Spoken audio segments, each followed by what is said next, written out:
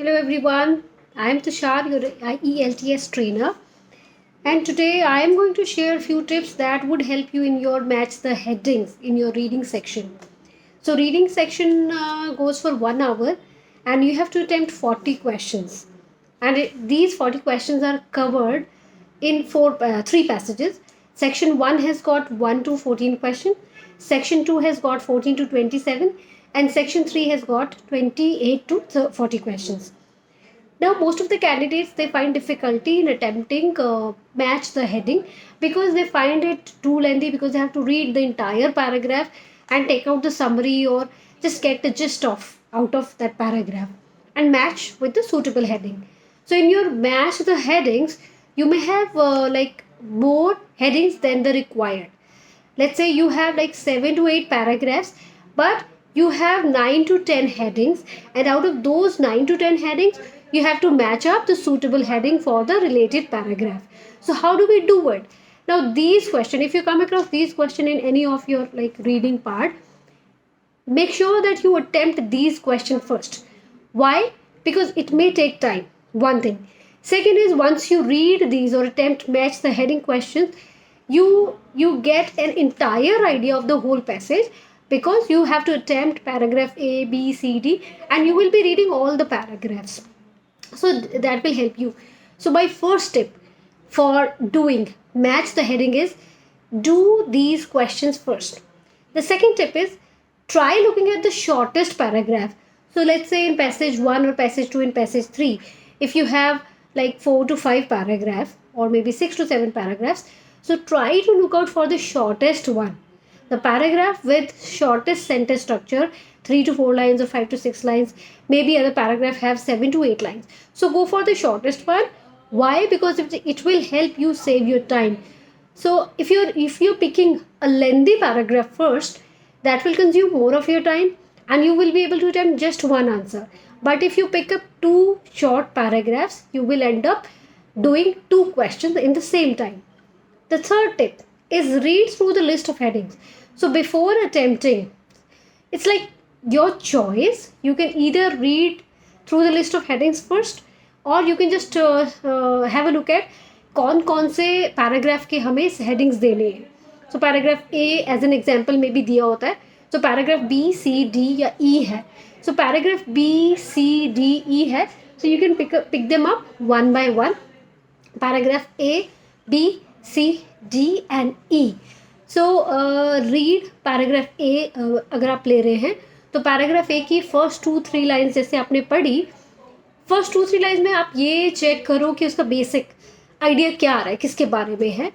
और अगर आपका सेकेंड या थर्ड लाइन कहीं बट या हाउएवर या ऑन द फ्लिप साइड या वेयर ऐसे शुरू होता है, that means your previous lines lose its meaning.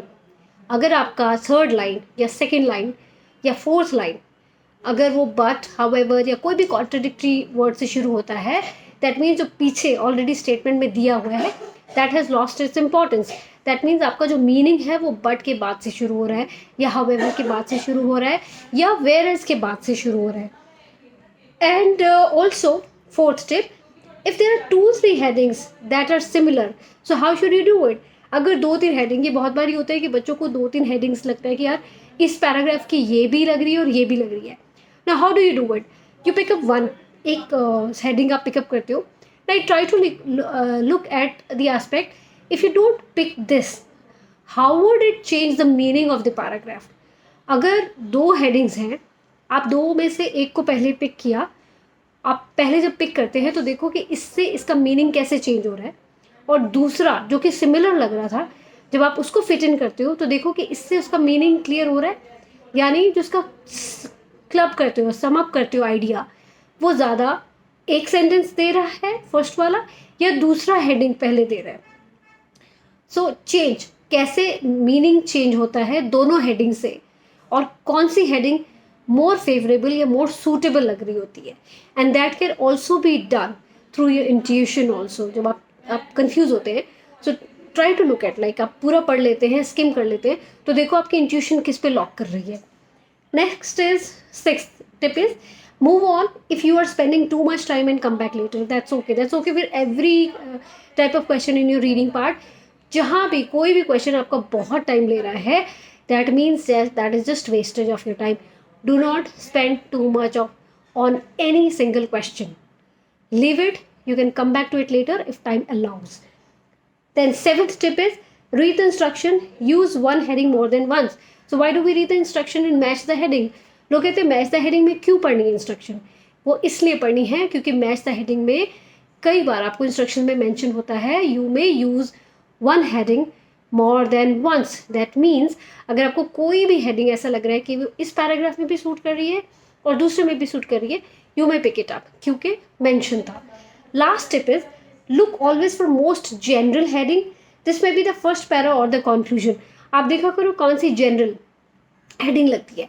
जैसे कि देयर आर फ्यू टिप्स. अगर आपके शुरू के पैराग्राफ्स हैं, पैराग्राफ ए है या बी है, अगर उसमें आपकी लिस्ट ऑफ हेडिंग्स में कोई भी ऐसी हेडिंग है जिसमें कि दिया होगा इंट्रोडक्शन टू या मीनिंग ऑफ या ओरिजिन ऑफ या बेसिक्स ऑफ, तो ये सारी चीज़ें 3 तरह की या 4 तरह की ये आपकी पैराग्राफ ए बी में ही होती हैं. डेफिनेशन होंगी. जो भी डेफिनेशन वाली हेडिंग है वो मतलब वो शुरू में ही आने वाली है ज़्यादातर. Now let's take up causes वाला. तो जब भी अगर हम प्रॉब्लमेटिक ऐसे करते हैं तो हम पहले इंट्रोडक्शन मेकअप करते हैं, फिर हम कॉजेज़ लिखते हैं, फिर हम अफेक्ट्स लिखते हैं और फिर हम सॉल्यूशन लिखते हैं. कोई भी एक अच्छा राइटर है वो यही पैटर्न फॉलो करेगा. सिमिलरली एकेडमिक पैसेजेस भी या कोई भी पैसेज या आर्टिकल है सेम स्ट्रक्चर ही फॉलो करता है.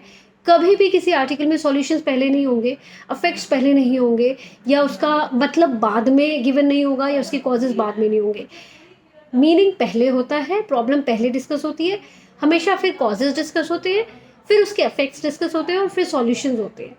सिमिलरली अगर इस तरह का कुछ आपको पैटर्न लग रहा है तो आप देखा करोगे कि आपकी लिस्ट ऑफ हेडिंग में कहीं कॉज, अफेक्ट, सॉल्यूशन है, तो सॉल्यूशन मतलब आपको पता होना चाहिए कि ये 4th 5th में होगा, लास्ट वाले में होगा. अगर ये अफेक्ट्स कह रहा है तो मतलब मिडल वाले पैराग्राफ ढूंढो. अगर ये कॉजेज कह रहा है तो यानी प्रॉब्लम कहाँ डिस्कस की है उसके बाद ही उसने कॉजेज डिस्कस किए होंगे. सो ये एक आइडियाज़ होते हैं आपको जहाँ पे कॉज, अफेक्ट, सॉल्यूशन वाले. नेक्स्ट मैंने आपको बताया कि ओरिजिनेटेड या ओरिजिन वाले या बर्थ ऑफ, फाउंडेशन ऑफ, ये शुरू में मिलता है. डेफिनेशंस, मीनिंग्स ये आपको शुरू में मिलती हैं, राइट. अगर एडवांटेजेस या डिसएडवांटेजेस पूछा है तो भी आप लुकअप करोगे कि पहले देखो इंट्रोडक्शन कहाँ पे है, यानी कि फर्स्ट या सेकंड में इंट्रो डिस्कशन किया होगा और उसके बाद यानी सेकंड या थर्ड पैराग्राफ में एक पैसेज होगा जो कि एडवांटेजेस दे रहा होगा और जो नेक्स्ट होगा वो ऑन द फ्लिप साइड दूसरा कॉन्ट्ररी व्यू पॉइंट दे रहा होगा, यानी डिसएडवांटेजेस. जहाँ आपको डिसएडवांटेजेस मिलता है यानी कि अगला डिफरेंट होगा, या एडवांटेजेस मिलता है तो भी अगला डिफरेंट होगा. नेक्स्ट है अगर आपको किसी हेडिंग में आ रहा है फ्यूचर इम्प्लीकेशन, फ्यूचर प्रॉस्पेक्ट या पॉसिबिलिटी ऑफ, या how does government decide, what action does government plan to take, इस तरह से गवर्नमेंट इनिशिएटिव्स के प्लानिंग के बारे में कोई बात चल रही है, प्रॉस्पेक्ट के बारे में बात चल रही है, फ्यूचर इम्प्लीकेशंस के बारे में बात चल रही है, फ्यूचर प्रोजेक्ट्स के बारे में बात चल रही है, वो भी पैराग्राफ के कहीं ना कहीं टुवर्ड्स द एंड में ही होते हैं. So I hope all these clues and tips and techniques would help you in finding answers for match the headings in your reading part. So in my next video, I'll come with another set of questions for reading, and I hope it has worked for you. Thank you so much for watching, and keep watching my videos. I'll come with more content, tips and techniques, and anything that helps you enhance your score in IELTS examination. Thank you.